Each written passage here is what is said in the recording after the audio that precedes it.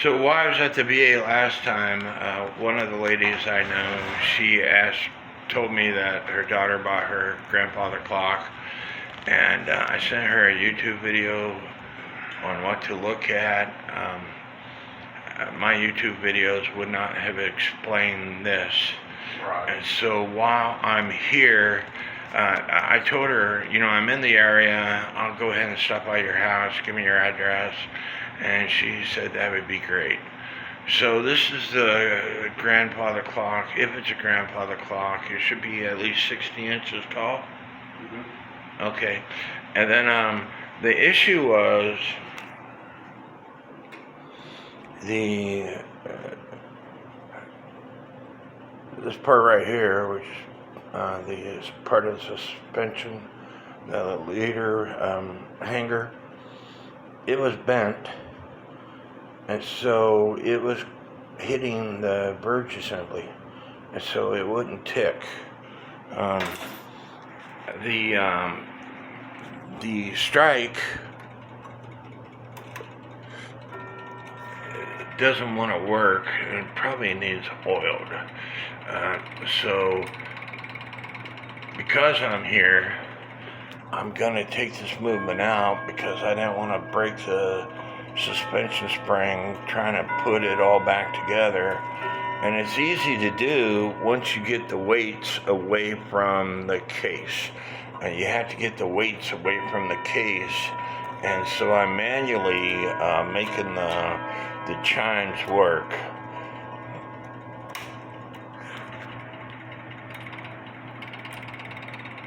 And while it's out of the clock case, hopefully adding some oil will resolve this issue.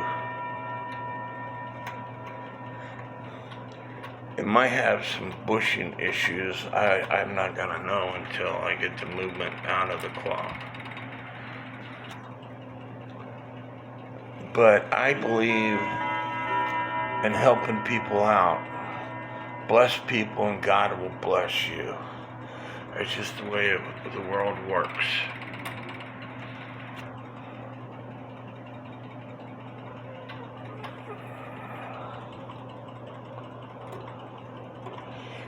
So anyway, I'm going to try to get this, the chime and strike to work so I can get the movement out. Because you know me and suspension springs, by the time I put this thing back together with a little room as there is, I won't break it.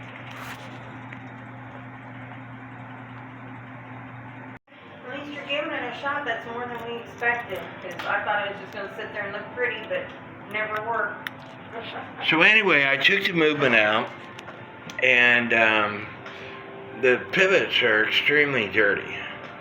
I'm not guaranteeing them that I'm going to be able to get it repaired, but I'm going to go to the store, and I've mentioned this before.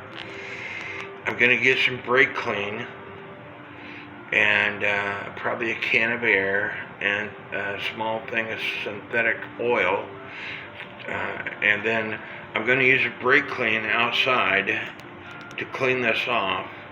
And then there's videos out there that a guy is using brake clean to clean movements, but he doesn't tell you it's extremely important, and I only do this in a pinch.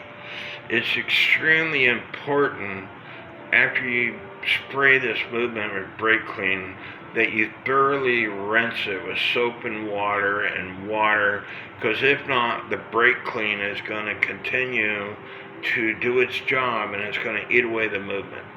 And again, I'm only doing this in a pinch. I'm doing this out of the kindness of my heart. So I took the movement out, I took the dial off, took the hands off, and so now I'm going to the store and get some stuff to hopefully get it at least ticking, if not striking and chiming. So I got this Supertech barge cleaner instead. Costs a little bit more than the brake clean, but it does more than the brake clean. and it says it's non-flammable and dries fast and leaves no residue. The brake cleaner leaves a little bit of residue. So we're gonna spray this off really good, then rinse it off really good, soap and water, and then rinse it off really good. I'm gonna spray it with a garden hose and rinse it off really good with soap and water. But I want.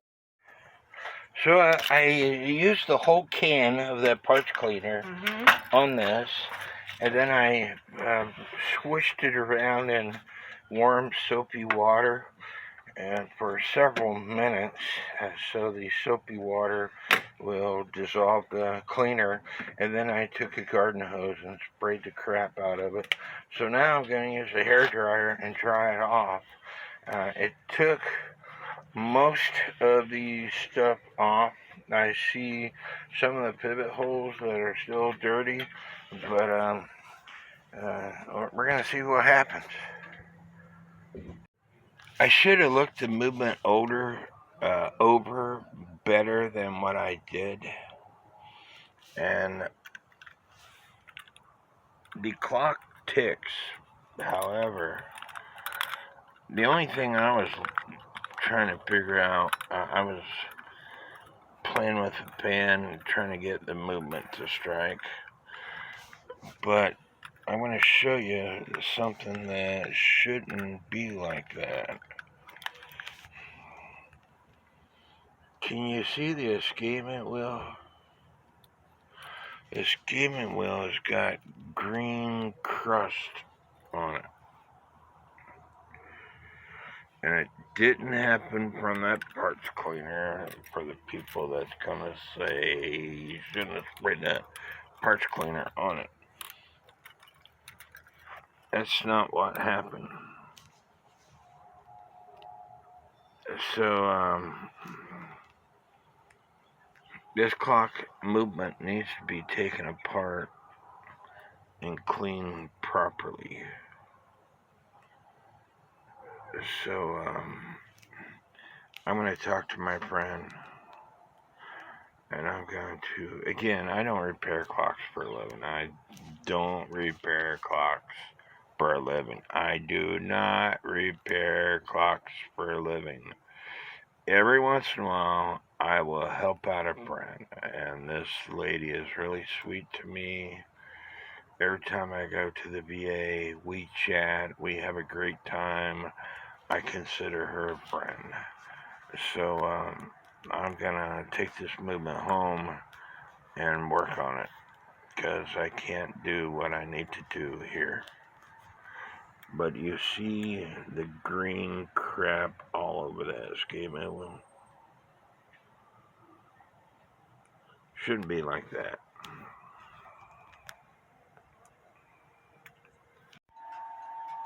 Without taking the movement apart, again, I'm not getting paid for this. I'm doing this out of kindness of my own heart.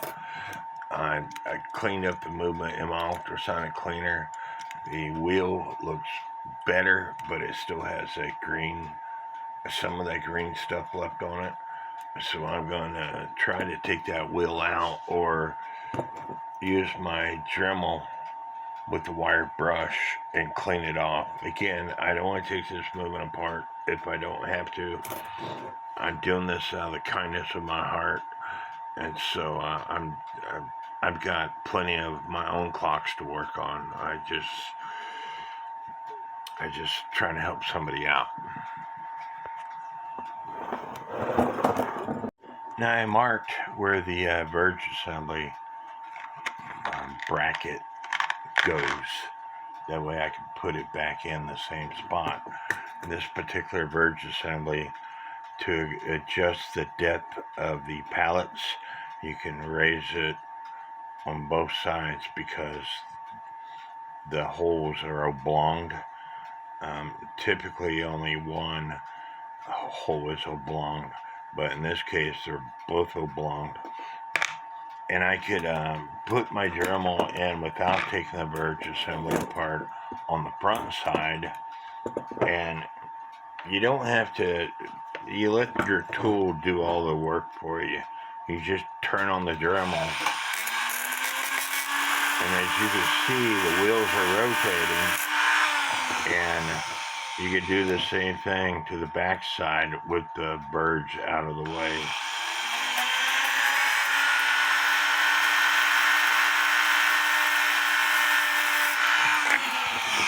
And now all that green stuff is off the escapement wheel. Again, I don't want to take this movement apart. I'm doing this out of the kindness of my heart for the people that have a problem with me not taking this movement apart. I don't know what to tell you. If you want to do something for free and take the movement apart and do all the time it takes to take the movement apart and clean it up and put it back together, and then you do that. I don't want to take this movement apart if I don't have to. As I was saying earlier, I think that somebody moved this clock with the pendulum on. As you can see, the crutch assembly here, it's bent. Let me see if I can get it to where you can see it. But it's bent down some. It shouldn't be that way. So I'm going to straighten it out a little bit. And it's brass, so you don't want to be bending it back and forth. It will break on you. But with pressure on the great wheel, as you can see, it's ticking back and forth.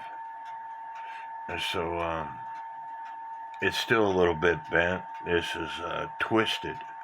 And so I need to straighten that part out. But now it's time to oil the movement and then put it on my stand, add the chains, weights, and see if I can get the strike to work. And I have shown this in other videos. I use a toothpick. You could use whatever the heck you want. The fancy oilers,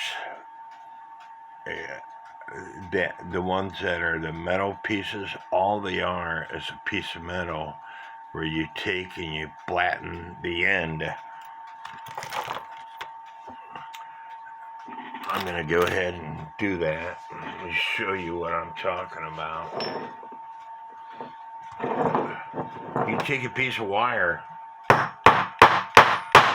and flatten the end. And that's all those fancy oilers are, is when you dip it into the oil because the wire is flat. Now granted, the tip of this is not flat, and so the flat part is what holds the oil. With a toothpick, and I use a toothpick, I prefer to use a toothpick. If you do not snip off the end, when you dip it in your oil, you see where the oil is? It's not on the very end of the toothpick where you want the oil to be. So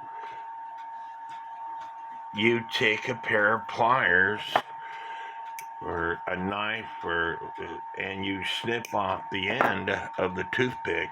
And now when you dip it in the oil, you see where the oil is? It's at the very end.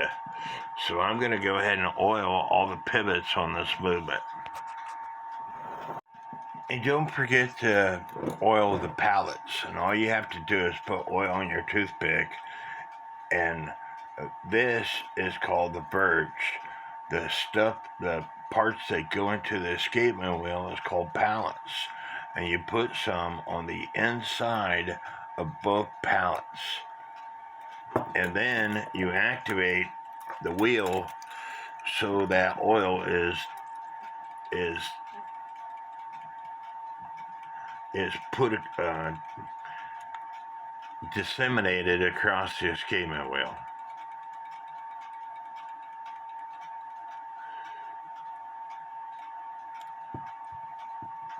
And I'm going to put some on the outside of this pallet because that is what it initially hits the escapement wheel.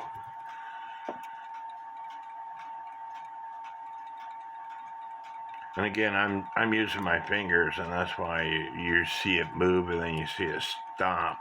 And it's because I have to put a lot of pressure on this thing because it's an 8-day clock and it has a bunch of wheels on it.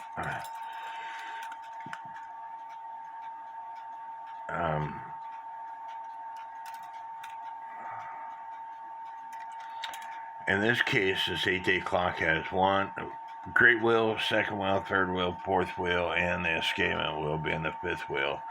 There's an extra wheel in there.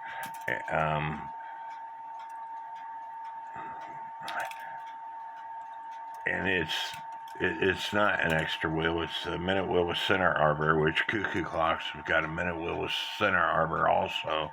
It's just that you don't count that minute wheel with center arbor. But they're using the minute wheel with center arbor to get to the third wheel. So 1, 2, 3, 4 wheels. And escapement wheel being the fourth wheel. Minute wheel with center arbor. Great wheel, second wheel, third wheel, fourth wheel. Great wheel, second wheel, minute wheel with center arbor, third wheel, fourth wheel. So it's not an extra wheel. I was just telling you the wrong things. Minute wheel with center arbor is the extra pivot here. Y'all have seen me use this stand before. I'm going to have to fix my stand for a grandfather clock movement like this.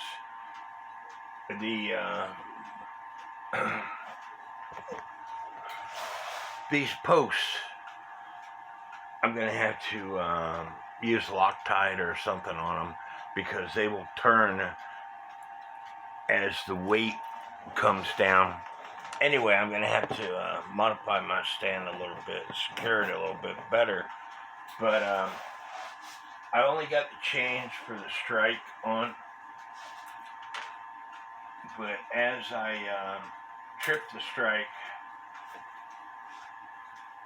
you should see this wheel turning and the hammers are doing their thing.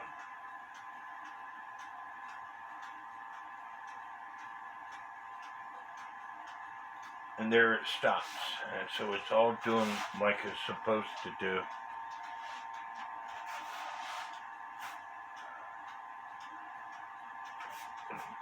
And I think that was the hour.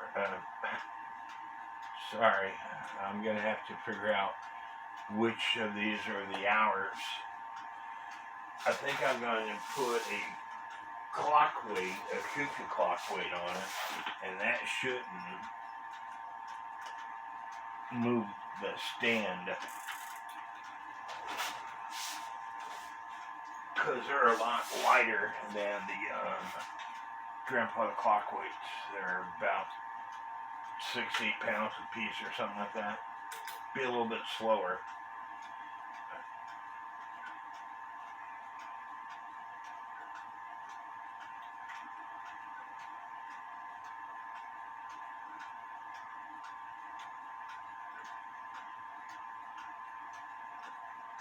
So that was the hour, and this should be the quarter of, no, I take that back. I'm going to have to figure this out. The hour striking and not the quarter of the hour. And it might be because the quarter of the hour takes more weight. And that's what it is. A quarter of the hour takes the heavier weight than the hour.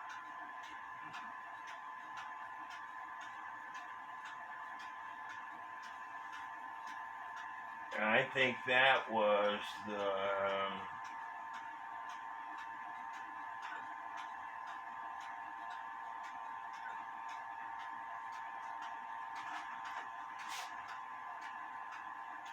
again, I'm going to have to pay attention because all these clocks are built different. The wheel on this wheel is built different than other wheels. But anyway, it's striking. It wasn't striking at their house, so we're getting somewhere. I'll get back to you after I know what I'm doing more. like I said, on the chimes, it takes more weight. I get two 1,500 gram weights. It's not enough. And if I put the actual clock weight on, it's going to tilt the movement. But it just got through striking the hour. Here's a quarter of the hour. And if you don't have the right amount of weight, it's not going to start the quarter of the hour into chimes.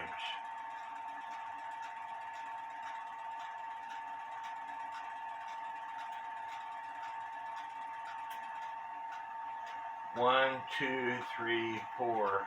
In order for the for a Westminster chime clock on the quarter of the hour, it's depending on how the clock is set up. In this case, it's 1, 2, 3, 4. Other clocks, it could be 1, 2, 3, 4, and so that is how the Westminster chime quarter of the hour goes. And if it's not in that sequence, I'll show you later.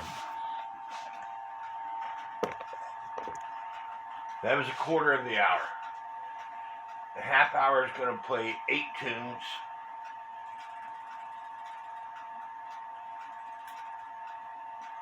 One, two, three, four. 1, 2, 3, 4. 3/4 of the hour, we'll play 12 tunes. 1, 2, 3, 4. 1, 2, 3, 4. 1, 2, 3, 4. And then the hour will play the entire melody and then strike the hour. And if you watch this lever right here and the rack is going to drop. This lever is lifting.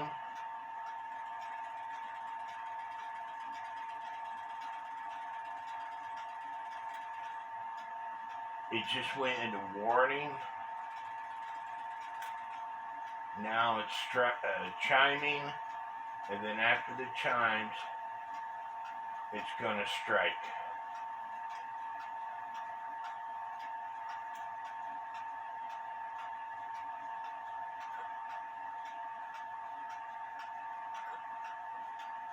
And 1,500 gram weight is allowing the strike to work.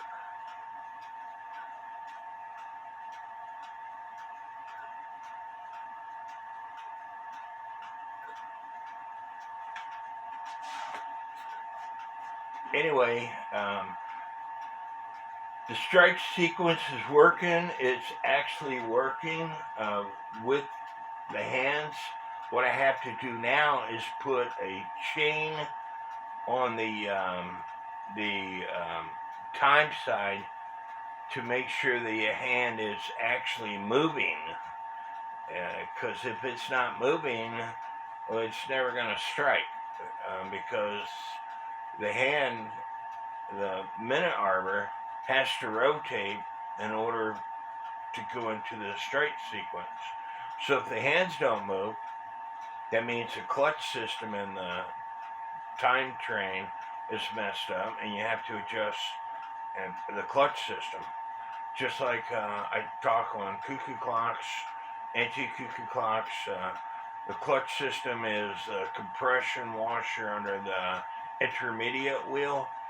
On this clock, it's a little bit different setup.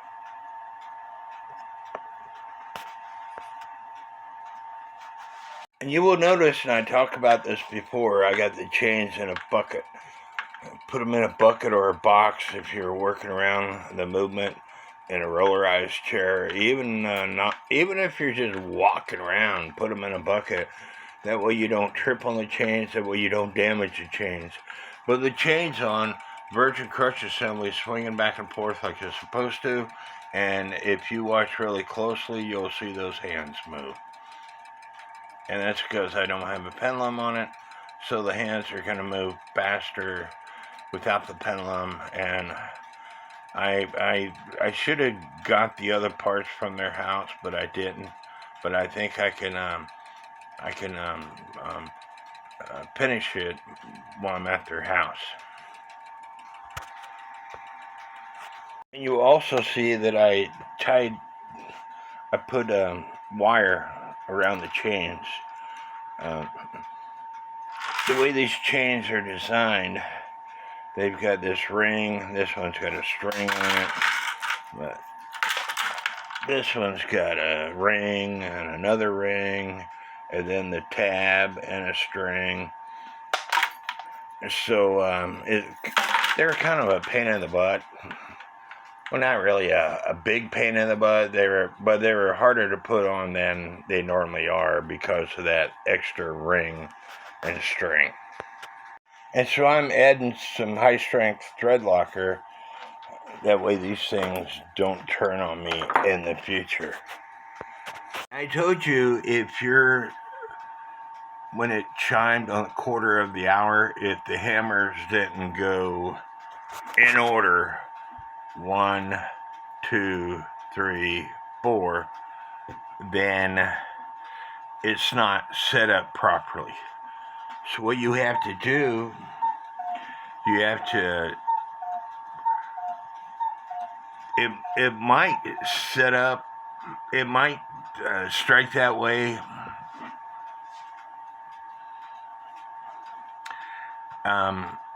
Like on the half hour, and it's wrong, so that's something totally different. But to set up the chimes to strike 1, 2, 3, 4 in order, 1, 2, 3, 4, or whether it goes backwards, 1, 2, 3, 4. This is what you do. There's a wheel right here, and then that wheel connects to that pinion gear or wheel on the chimes.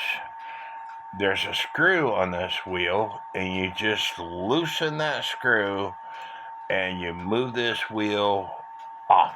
You take it off, and then you activate the chimes until it's in order, 1, 2, 3, 4, and then you stop. You don't do anything else but put this wheel back on and tighten up the screw, and make sure when you put this wheel back on that it is interlocked with this other wheel back here. I'm going to explain that again in case you didn't see it. This is the wheel that you take off, and you see how it is interact with this wheel here. So if you're only on Westminster chimes, it's the only one I'm talking about. If your strike sequence on the quarter of the hour is not in order, 1, 2, 3, 4, then you take this wheel off and you rotate this. Once I take this wheel off, I can move this thing all day long. And then you move it until the hammer strike 1, 2, 3, 4, and then you stop moving that wheel. And then you put that wheel back on.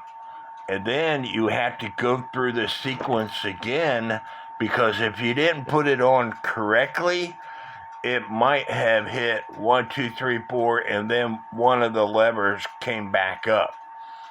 So when you're all said and done with, they're going to be flush with each other. And no, you're not going to be bending if they're flush to start with, they should be flush when you're done without bending these wires. If they're not flush, it's because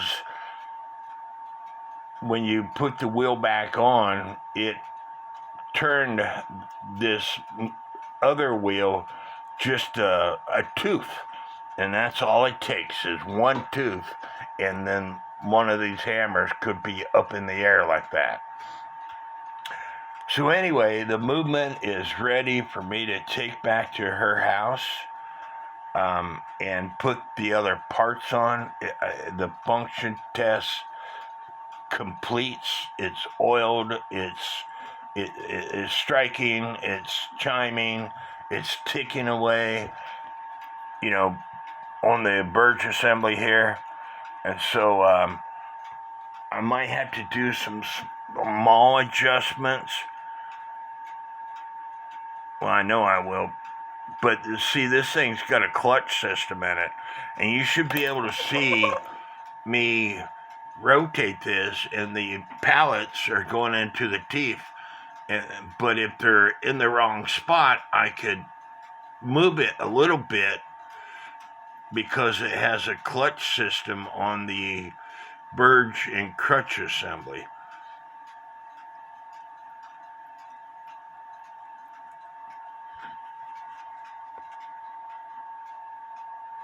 And by the way, without these 2x4s on this platform, because I added the 2x4s, I think this is what this stand was originally designed for, to work on the movement, to put it together,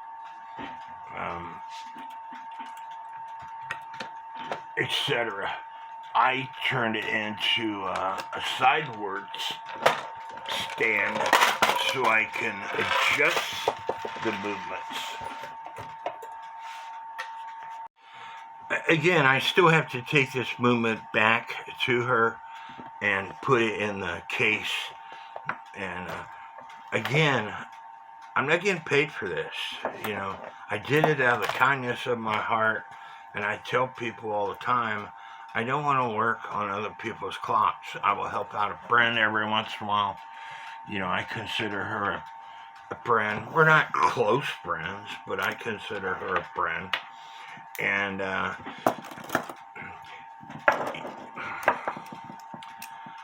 I'm probably going to upset a lot of people in this next comment. I don't want to.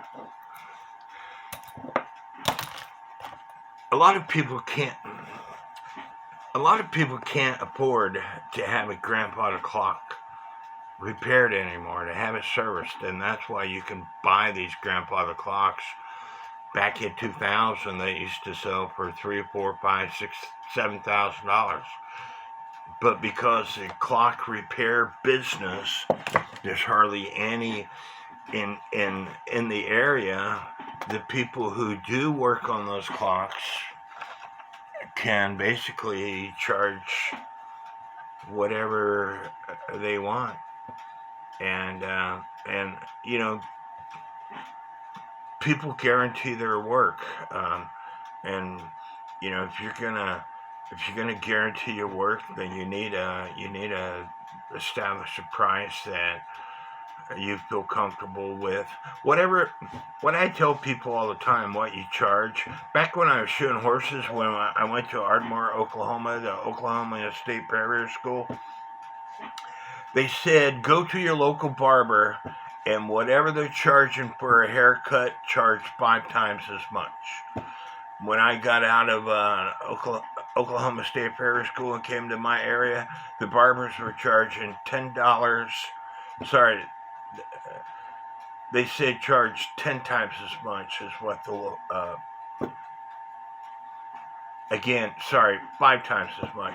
When I got out of the Oklahoma State Farrier School, when I came to my area and started shoeing horses, barbers were charging $10 a haircut. So 5 times 10 is $50. That's what I was charging people to shoe their horses at first. And then I raised my prices because of, one person told my sister who worked for a veterinarian. She was married to a veterinarian. Sorry, why she worked for him also. But anyway, one of their clients was looking for a barrier, and my sister suggested her to me. Well, Ellington from my house is about 75 miles, something like that. It was a good long ways to go. And I told her, because I had to go that far, I'm going to charge you $75. And she told my sister, I wouldn't care if Mark charged $150 or $200 to shoe my horses. He's well worth it. And so, my point I'm trying to get across is, if there were more barriers in the area, you would have to lower your prices, or you're not going to be able to pay your bills. Same way it goes with clock repair.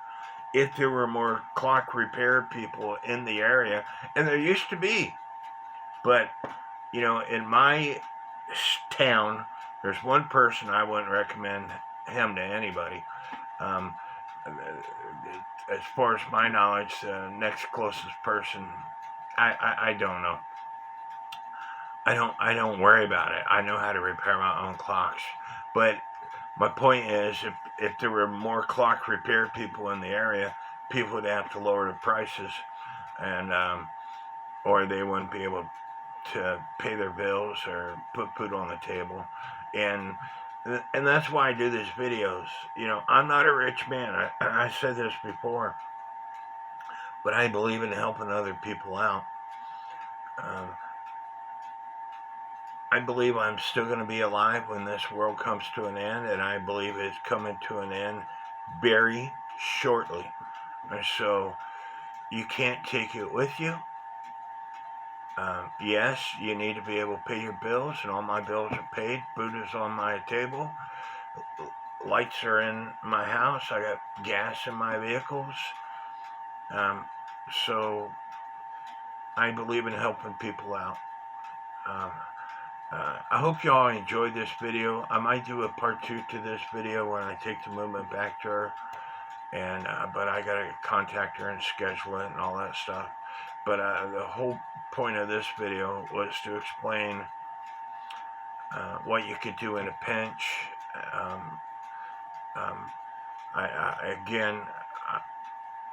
I highly recommend, for your own clocks and for I highly recommend that you take the movements apart. However, they can be serviced without taking the movements apart.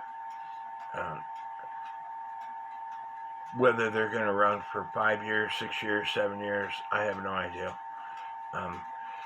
But I believe it'll satisfy her, and she's watching my YouTube videos, and I told her in the beginning I'll try to get her running for her, but in the future, 5 years from now, 3 years from now, she'll have to take the movement out. And I showed her how to and I gave her some 0W20 oil and showed her how to oil the pivots and explained all that to her, so in the future she'll have to take care of it herself. And so may God bless each and every one of you. I hope you enjoyed this video. Please leave me comments. Please make it professional comments. Thanks. I started to say something and I got distracted. But what I started to say is, people ask me all the time, Mark, how much should I charge somebody to pay their clock, to repair their clock? And I said, charge enough that allows you to sleep at night. If you are charging too much where you can't sleep at night, then you need to charge less. If you're charging too less where you can't sleep at night because you're worrying about your bills and how you're going to pay them, then you need to charge more. And that's my final thoughts. Again, may God bless each and every one of you.